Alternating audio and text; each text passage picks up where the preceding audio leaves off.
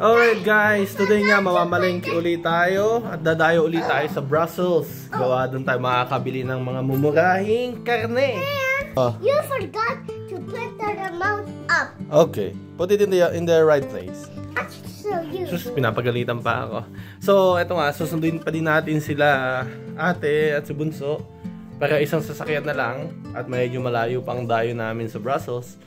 Mga almost 30 minutes by car pa yung pupuntahan namin, kaya mas okay na pag namamalengke kami ay sabay-sabay na at magkakasama na. Alright guys, samahan nyo kami today. Mamamalengke ulit tayo sa Brussels. See you guys doon. Ayun ang mga pangit oh.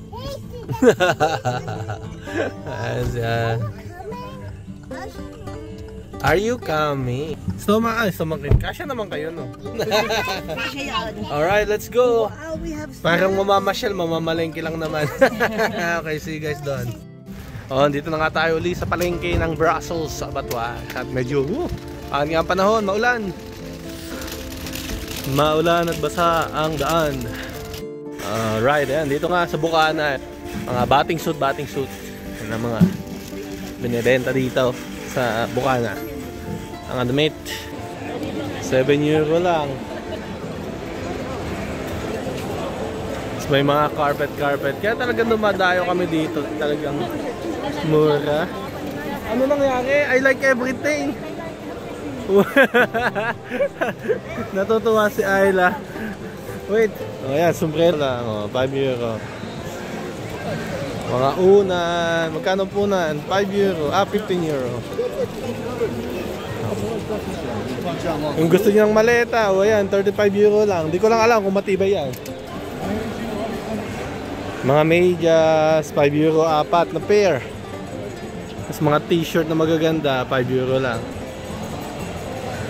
Ayan, mga pwedeng bilhin dito. Ayun nga si Ayla Pupi, yung nakakapote na may puso-puso. Feeling niya namamasyal lang siya kasama ng mga tita niya. First time namin siyang dinala dito sa palengke eh. Kaya ayan, chicken. Ayan. Best day ever. Best day ever. Napapa best day ever na siya. First time naka-experience ng palengke. Best day ever. Nakakatuwa na excited siya sa mga nakikita niya. Si Ayla, best day ever daw. Ayan, mga pasta. Ayun nga, ay gutom na daw ang aking mga kapatid. Ay ako gutom na din, so kakain muna kami bago kami mamili para may lakas. At alas 10 na din naman ng umaga, hindi pa daw sila nag-aaga. So kakain tayo ng mga fried fish, soup, etc. Alright, samahan nyo kami. At dito nga namin napiling kumain sa side na to. Mga isda, andun na sila. So dito yung mga isda niluluto nila ng presyo, bagong luto baga. Ayan, andito na sila. Ayun, dumating na yung soup natin. Ayan yung fish soup nila, tinapay. Yung maliit na tindahan lang na yan. Doon kami umorder. So, yun na. Doon naka-display yung mga isda na papaluto mo. Tingnan natin. Malimos na nakagano na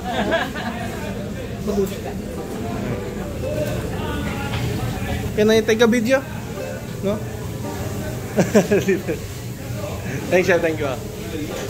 Alright. Nagpaalam tayo kung pwede i-take ng video yun. Yun yung mga isda na nakita. Alright. Iba na ang level, iba na ang level. So, soup na gawa sa isda. Ibang klase ng isda. We don't do that anymore. Tikman natin. Baka masarap nga. I ate all the crabs. Lahat ng tinik-tinik. Dito yung mga pinagtabasan, mga seashells, mga balat ng hipon, yan. Yummy. Depende in the soup. Kami yun. Sasaw mong tinapay. Nihintay pa namin in order namin, so mamaya may pakita ko sa inyo kung nakakainin namin. Sabi ni Jim. Happy si Apo mo. You have mic? Is it like that how you eat it? You put a piece of bread? Filipino household.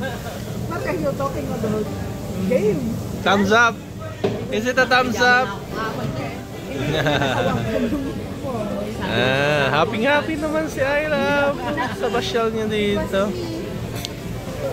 Bless you. Kanina umaga na. At eto na nga ang in-order namin. Ay, agahan ba to? Tanghalian. Tanghalian na pala, brunch pala to. Yan. Yan ang na-miss ni Ate Macy. They're cooking pancakes. Dito pinipasay pa ng mag- hindi ba sa ibinalibag? Calamares, octopus, anchovies, sipon. Yan. Sarap.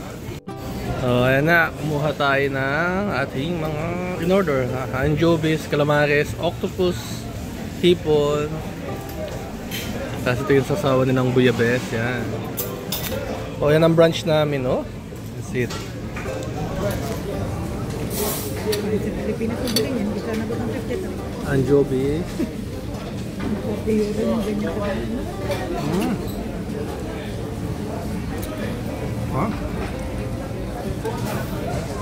Calamares. Sasaw natin. Init. Lambat. Alright. Gusto daw niya yan. Alright. Baby octopus. Yan. Calamares. Tikman natin, ha? Sasaw natin dun sa sauce nila. Sarap ng sauce nila. Sino gusto?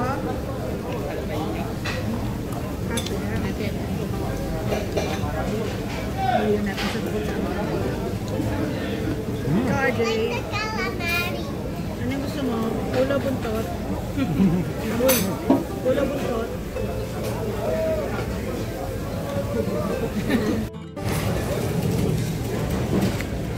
Sarap naman ang kain ng apom. Is it yummy, Ayla? Delicious!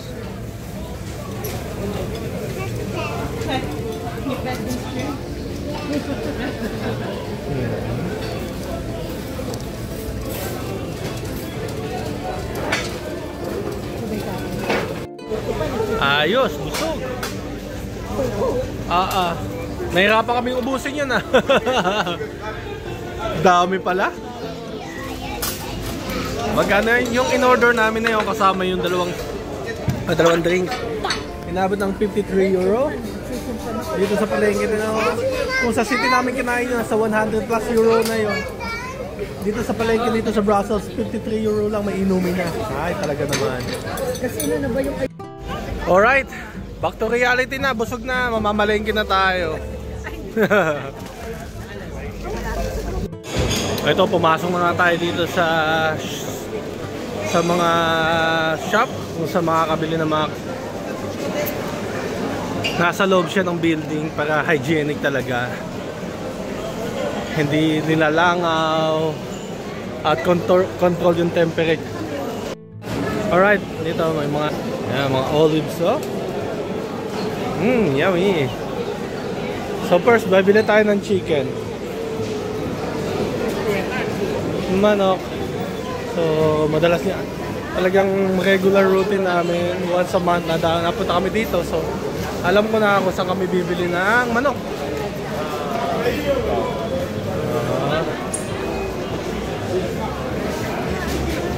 Ayun, dito pala tayo bibili ng manok. Let's go, let's go.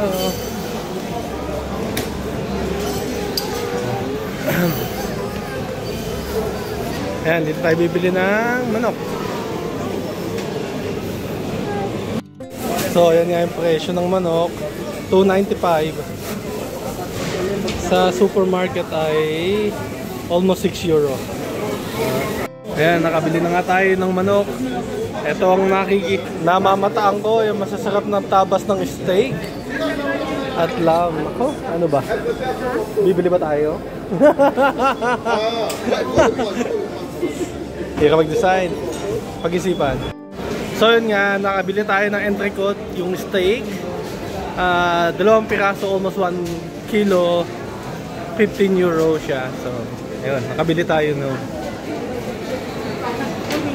Okay, dito na nga tayo sa favorite kong bilihan. So, nakabili nga ako ng baka na may buto. So, yung beef ribs. At itong pata. Ang presyo ng pata, 4.25 euro per kilo. At nakatapos na tayo sa kanya. Nabili lang si Mrs. ng pinya. At sila tita, nabili ng pinya. Tapos mamaya titingin kami ng kaldero, ng mga frying pan. Mas mura din kasi dito. Okay. Okay, dito na nga kami sa bilihan ng mga kaldero. Okay. Ayan, ganyan yung nabili namin. 45 euro lang yung tatlo na yan. Ay, kahit sa IKEA, isa lang yung 45 euro. Aray ko. So, naniningin-tingin pa nga ang aking mga kapatid at ang aking asawa. O nga. Kabili nga tayo na itong kaldero na to. Yan, isang set, 3 piraso. Yan. 40 euro lang. Yan, magandang klase yan, magandang klase. Gawa, nagamit na namin to. From before, German quality. Yan, di ba? Ayos. At ito na nga, nakarating na nga tayo sa bahay. Katapos natin sa Brussels. Inaayos na ni Mami ang karne namin. Yan. Pinoportion-portion na ni Madam Chef. Ayan. Tapos, ito yung nabili naming kaldero. So again guys, hope you like this video. This is Surdis Family on YouTube channel. Support us by liking and subscribing on our channel. Oh, okay, okay. You wanna say it? Okay. But you need to look at the camera. Don't forget to like and subscribe on the channel, and don't forget to comment and see this family, please. Oh, thank you. Bye-bye. Oh, don't forget to like and subscribe daw. Sabi ni Baby Ayla. Salamat po. So guys, see you next video. Bye-bye.